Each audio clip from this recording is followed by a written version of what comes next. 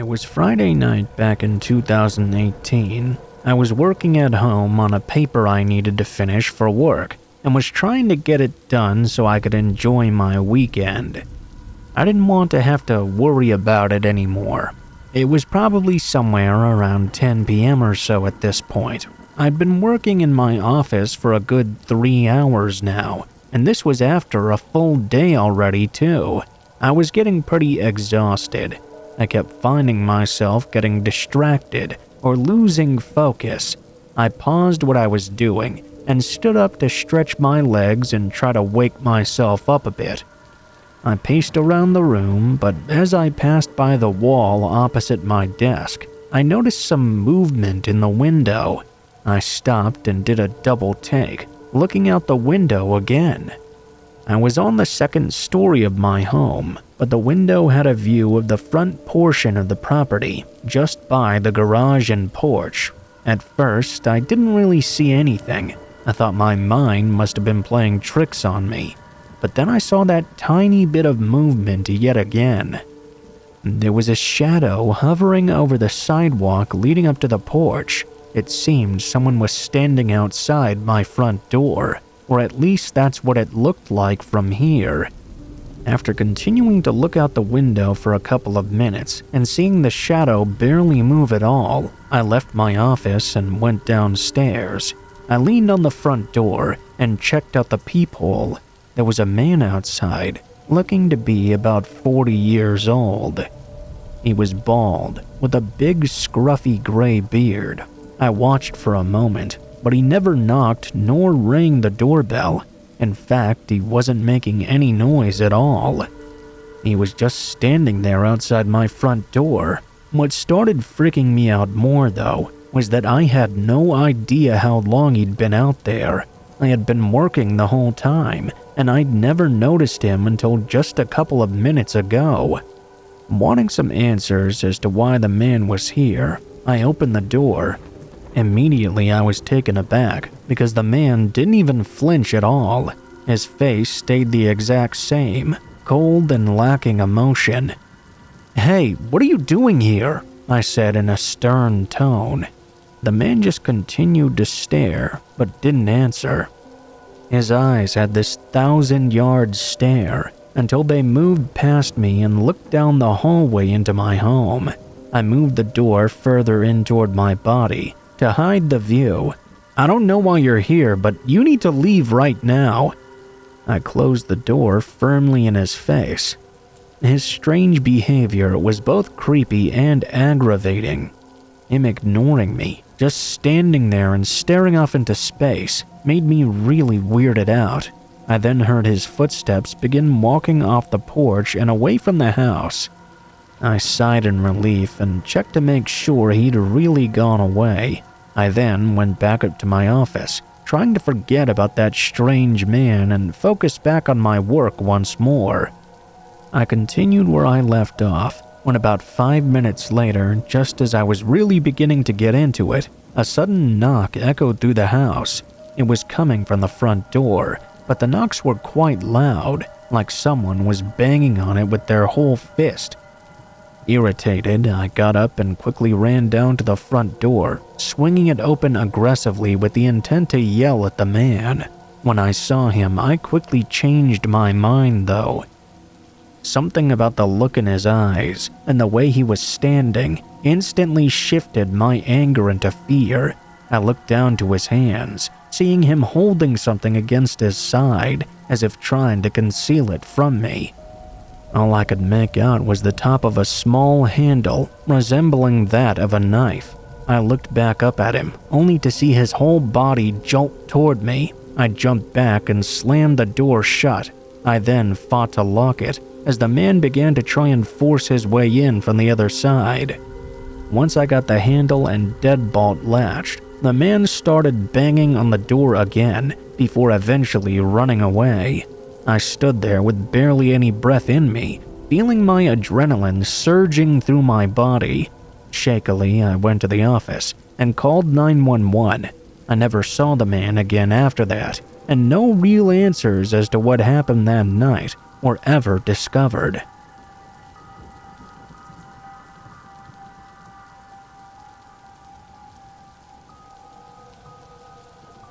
Every year, the kids who live in the neighborhood come trick-or-treating on Halloween night.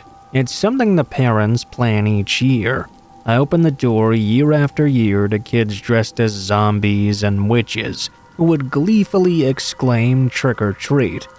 I got really into the spirit, even though we don't really celebrate Halloween as much as some other countries. I look forward to Halloween each year, and I always made sure I had lots of candy for the neighborhood kids.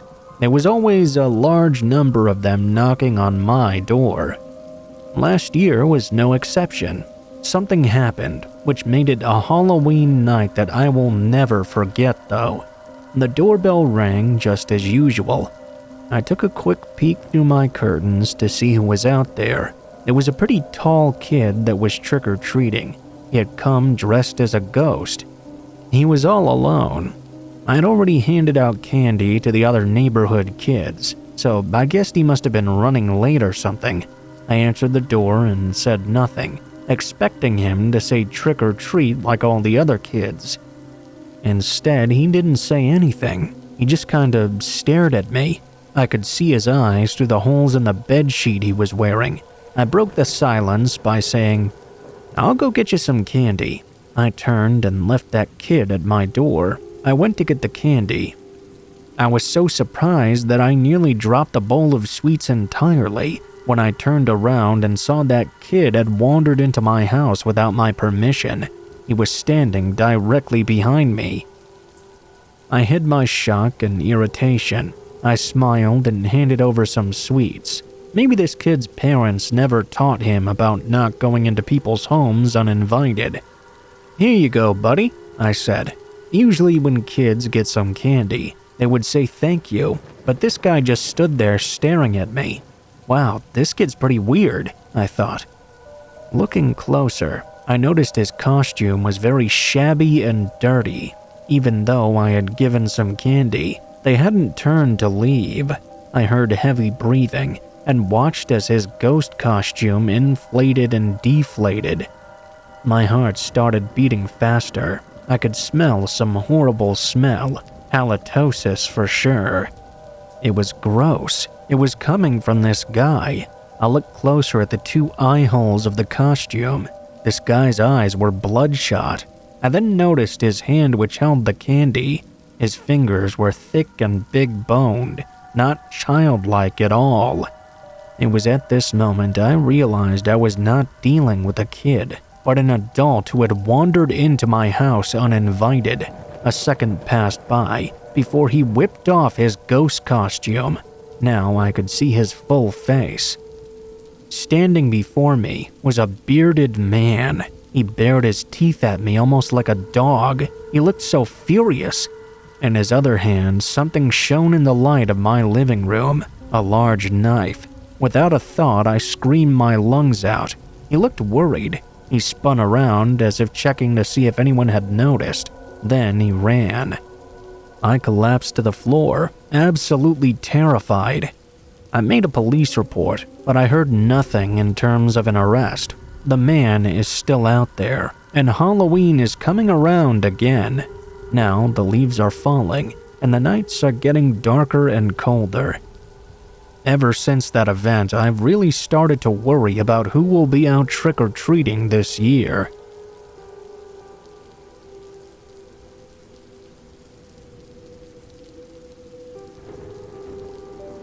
It was Halloween night in Shibuya. If you've seen the news reports or been there in person, you'll know all about the huge gatherings of people in fancy dress costumes. Maybe not this year though, I guess. I want to tell you about the scariest thing that's ever happened to me back in 2017. I'm a woman, by the way. My friends and I decided we would go to Shibuya in costume. We saw hundreds of others, all gathered around the famous crossing, dressed up in their Halloween finest. The October air was full of enthusiasm for the holiday. It was so crammed with so many people. As we walked across the crossing, I could smell sweat and alcohol. My feet were being trampled on over and over. There was garbage everywhere. I was kind of regretting coming at this point. The oncoming crowd pushed past me, and it separated me from my friends. I started searching for them as best I could, but when everyone's wearing masks and costumes, it's difficult. Everyone around was just completely drunk and stumbling everywhere. I didn't stand a chance of finding them like this. I decided to find a less crowded area, and there I would try to text or call them. Before I knew it, I had entered an empty back alley with no one around. I took a deep breath and tried to calm down and compose myself. I was pretty annoyed at the situation. I could hear the noise coming from the crossing area still. As I started to calm down, a shabby man began to amble towards me and sat down close by. Had he been there the whole time, I wondered? I couldn't figure out if he was in a costume or what he was supposed to be. He looked kind of like a shaman or something. He had long, greasy hair. I looked closer, and honestly, it looked like he was wearing bits of costume he'd found out on the street.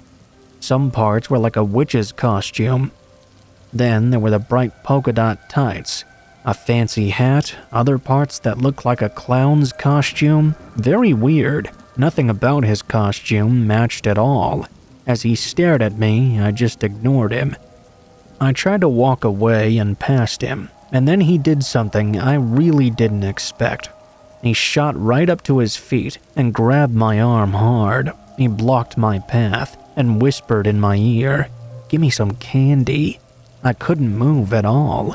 I tried to wriggle free from his grasp, but he was so strong. His words were slurred, and he sounded in a daze. It was truly horrifying. I didn't know what else to do, so I rooted through my bag looking for something to give him. "Haven't you heard of trick or treat? You don't want a trick, do you?" He was slurring. It was at this point I noticed he'd pulled his hand out of the pocket of his hoodie, and he was brandishing a knife. I didn't know if it was one of those fake knives or not, but I surely didn't want to find out. Sweat was running down my face. He chuckled and repeated again and again his trick or treat. I was still blindly searching in my bag for some candy when I saw someone dressed as a police officer.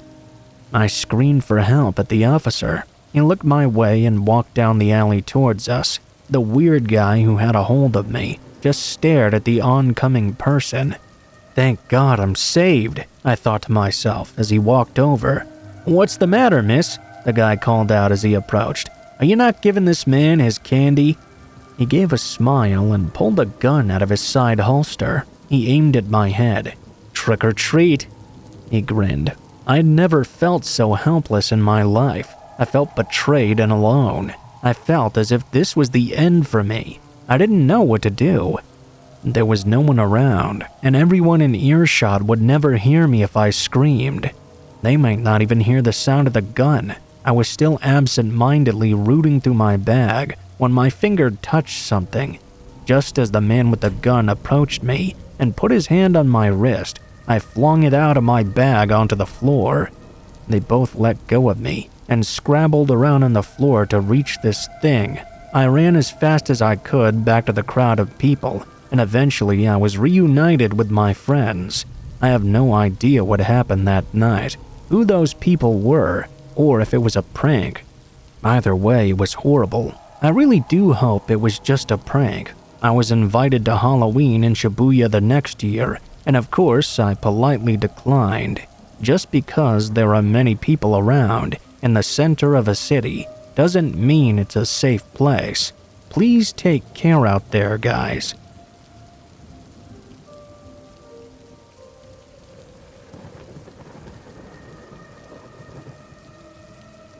Way back in 2013, I was 22 years old. I wanted to sell an old computer I had. It wasn't good enough to take into a shop or anything. It was kind of a piece of junk that I thought someone else could find use of. At the time, Craigslist was the only place I really knew of that you could post and sell things on. Honestly, I'd never heard any bad things happening from it. It seemed like an easy-to-access site that people nearby could get discounts from, and I trusted the area I lived in as well. I really had no second thoughts when I listed the PC on the site. It only took a day before I received an email from someone willing to pay me that listed price. Of course, that's assuming it worked as I said it did. I assured him that he could test it out when he picked it up, and we set up a time to do the exchange. It was the following morning. He said his name was Cameron, and he'd send me an email when he was on his way over. On the next day, I got up early and waited until 11 a.m. when he was supposed to show up. I was expecting his email to say he was coming, but he never sent anything. At 11:15, with still no email and no signs of him even coming, I decided to open up the blinds and watch TV, while keeping an eye outside just in case he did show up. There was nothing until about 11:45. From the corner of my eye, I saw a car slowly coming down the road and up to the front of my house. They stopped right on the curb, keeping the car running. Thinking that must be him, I paused the TV and waited, but several minutes passed by and the car didn't move or turn off. Suddenly, they turned back onto the road and drove away. I got up and went over to the window, looking out and not really understanding what that just was. I didn't know if it was Cameron or just some random person that just happened to coincidentally stop there for some reason. I closed the blinds and sent an email, asking if he was coming or not. There was never any response. After an hour, I was done waiting. I went on with my day, forgetting about the whole thing. I had lunch and eventually dinner, then got in bed early, around 9 p.m. or so. I had to work the next day. I fell asleep quickly, but woke up some time after. I looked at the clock and it was only 11 p.m. It had barely been 2 hours. I closed my eyes again and tried to get back to sleep, but a very faint thumping sound forced my eyes open. I stayed laying there quietly, waiting to hear another so I could figure out what it was. Only a moment later it came again. It was coming from somewhere downstairs, but it wasn't something I'd heard before. I had no idea what it could be. Worried there may be a problem with the house, I got up and went into the hallway, then over to the stairs. I heard it several more times as I made my way down. It also started to get louder, being much more than just a quiet thump. I slowed down, stepping quietly through the kitchen and turned the corner into the back hall. As I stared down the dim hallway, another thud rang through the house from directly at the end.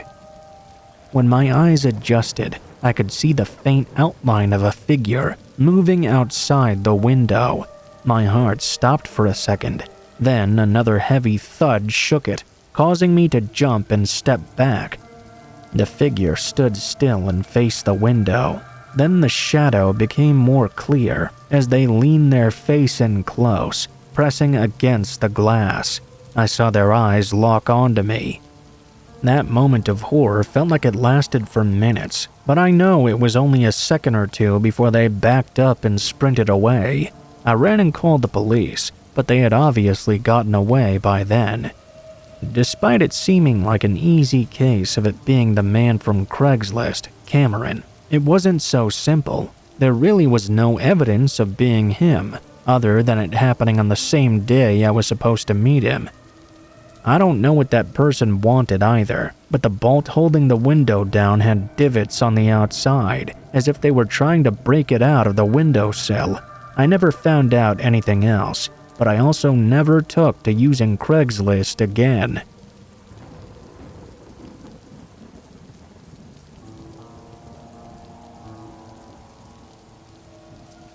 I want to share a story about the time my family's house got broken into. It was a really creepy experience. It happened one dark October evening when I was in high school. Back then, whenever I got home from school, I would go up to my room and lie down on my bed, then read some manga for a while. On the day of the break-in, it was just me in the house. My family had gone shopping, so I shut myself away in my room and lost myself in my books. It was actually great. I needed to go to the toilet at one point though, so I left my room. That's when I noticed something quite strange. There was the smell of tobacco smoke hanging in the air. That was really weird, since obviously I didn't smoke, and nobody in the family smoked either. I had never smelt this before in my house. I went in search of the source of this smell. I began my search in my little sister's room. As I approached it, I noticed the door was slightly ajar when it should have been closed. I pushed open the door and switched on the light, only to be surprised when there standing before me was a fully grown man.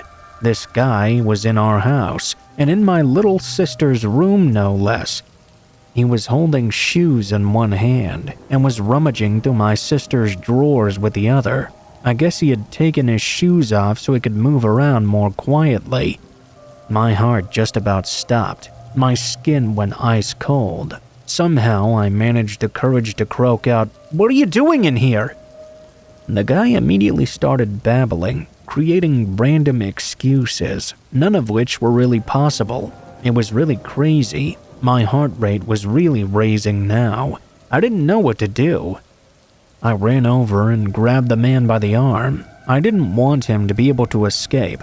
He didn't seem to resist or complain at all. He just kept silent. Luckily, my granddad lived close by, so I tied the intruder's hands behind his back and took him with me to his house. When we got there, my granddad called the cops. After some time, the police arrived, and they filled us in on all the details after they interviewed him. It turns out the man lived in an apartment just across the street that had a direct view into our house. Things got really creepy when he told the police he had actually been in our home several times. He said he enjoyed breaking in, even when there were people in the house. During the police interview, the man broke down and confessed his main purpose. The reason he'd trespassed several times was that he was drawn to my sister. He had some sort of obsession with her. He told the police that the day I'd apprehended him, he was looking for some of her underwear to take back to his apartment. He said the only reason he'd picked my sister was due to the simple fact that she was his type. He'd confessed to entering other people's homes too. Anyone who was his type, he'd follow them until they arrived home and later break in. The only reason he went unnoticed by the occupants in the houses was because he was very careful to not disturb anything, nor steal a thing, so no one knew he was coming or going. It seemed that this guy had a deep understanding of our family's movements and schedule, and many other people's schedules as well. It was clear he had been watching our house and us for a long time. He knew how to get in easily. He must have researched for a weak point of entry. He had done this so many times without ever being caught. My guess was that he began to get careless. He'd thought I'd left with my family, which was how I was able to catch him. I only caught him due to the cigarette smell. I can't tell you how terrifying it is to find someone you've never seen before standing in a dark room of your house. Especially when you're that age. I literally can't explain just how frightened I was. Of course, we threw away all of my sister's underwear and decided to get her new clothes too. I mean, how could she be comfortable wearing anything that man might have touched? I think my sister really suffered mentally because of this too. I didn't really try to speak to her much about it after though. I thought it might just hurt her more. I'm just glad I caught the guy. Who knows what else he might have wanted to do besides just stealing clothes? Maybe that was just the beginning. I don't even want to think about it.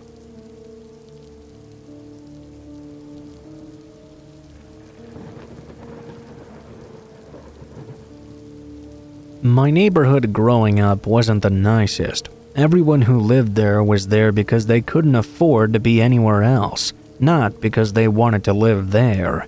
A lot of the houses were extremely small and old, and even the businesses in the town had trouble staying open for more than a year or two. When I was young, it was pretty common for us to go to these houses and businesses that had been abandoned and just mess around in them. The police had to have known this was going on, since every kid in town was doing it, but they didn't do anything about it.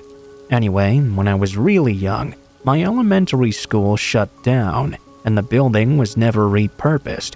When I was older and exploring these rundown places, I was intrigued to see what the school looked like nowadays. On a Saturday night, my buddy Ryan and I went down to the school. We didn't have cars, so we had to walk about 4 miles from his house to get there. This building, even before it was abandoned, well, I always found it a little bit creepy. It was right on the edge of town, buried in the woods with a chain link fence around it. It just really didn't seem like the sort of place for an elementary school. We climbed over that fence and went to the side of the building to see if there was a window to get in from. Luckily for us, almost every window had been smashed already. I jumped in first, followed by Ryan. The first thing we did was stand there and listen to hear if anyone else was inside. There was this very loud, hollow, creaking noise the building was making, but it sounded like we were alone. We walked down the hallway, peeking into some of the rooms. It was a very strange feeling to be at the school after so many years and see it in such horrible condition. We passed maybe 3 rooms, walking slowly and quietly, before a sudden loud thud echoed throughout the entire building. We stopped and looked at each other, but no more sounds came. Brian said it was probably just the building settling in on its own way. We continued down the hallway. A lot of the rooms were either empty or just had a bunch of chairs lined up in them, but nothing really interesting. That was until we got to the next hallway, deeper into the school. This hallway had chairs scattered throughout, blocking the way. We had to push them all aside just to get to the rooms. The first one we found was locked, so we went over to the second room on the left side. We looked in, seeing what looked like clothes hanging from the ceiling. I walked inside and looked at these, unsure as to why or how they got there. After a moment, I wondered why Ryan hadn't said anything. If he was seeing what I was seeing, surely he would have something to say. I turned around, and as my head moved across the room, I caught a glimpse of a figure in the far back. I shot my eyes to the far wall, seeing a man staring at us. He stood there with something in his hands. To make it all worse, he had no clothing on. I glanced over at Ryan, who had his eyes fixed on this man as well. He grabbed my arm and pulled me back into the hallway. Immediately, we heard the sound of something metal being thrown across the room toward the door. That was followed by a horrific, animalistic scream. We sprinted down the hallway and out the first open window we saw, then ran as far away as we could before losing our breath. On the rest of the walk home, we put the pieces together and realized the man was likely holding some sort of weapon, which was probably what he tried throwing at us. Considering his unstable state, it's likely the man was really dangerous, and had we stayed any longer or not noticed him, we may not have made it out at all.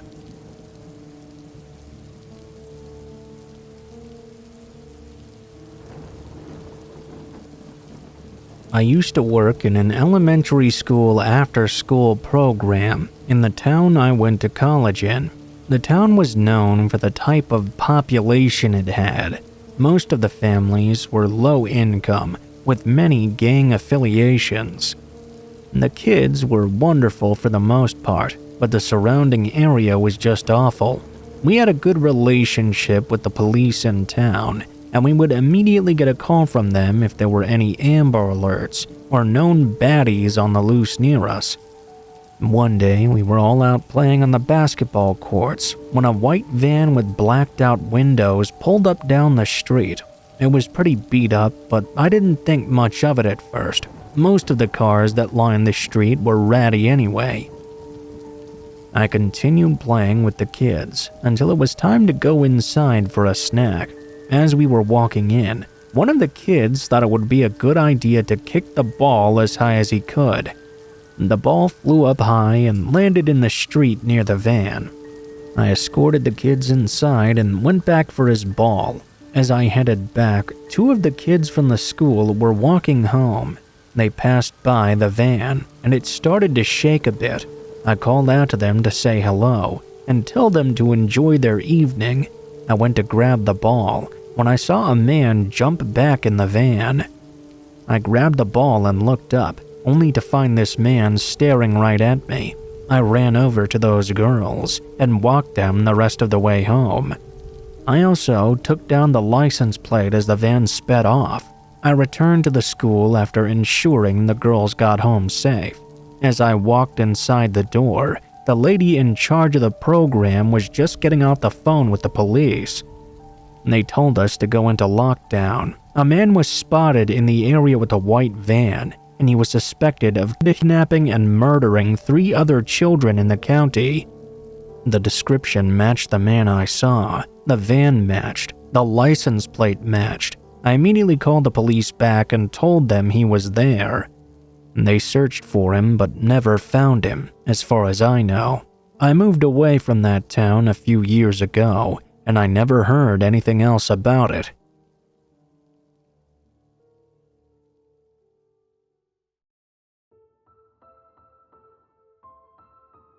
What is up, guys? Blue Spooky here. I know it's been quite a while since I did an outro.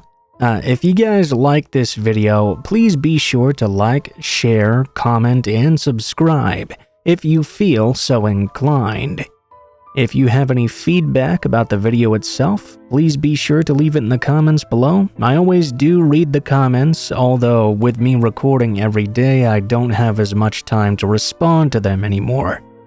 If you guys have a story you would like to send in yourselves, please be sure to look in the description below the video. There will be links to my Facebook, Twitter, and Gmail accounts. You can go ahead and send me a message on any of those, and I'll try to get to your story as soon as possible. If you do decide to send in a story, please be sure to include in the tagline what the name of the story is, the type of story, if it has one, and how you'd like to be credited in the description of the video the story appears in. Also, please be sure to include as much detail as you feel comfortable with, and as much correct grammar as possible, to ensure the best chances of your story appearing in a video. I think that's about it for this video here. Let me know if you guys have any thoughts about the channel or anything, and thank you guys so much for watching. I hope you guys have a great day.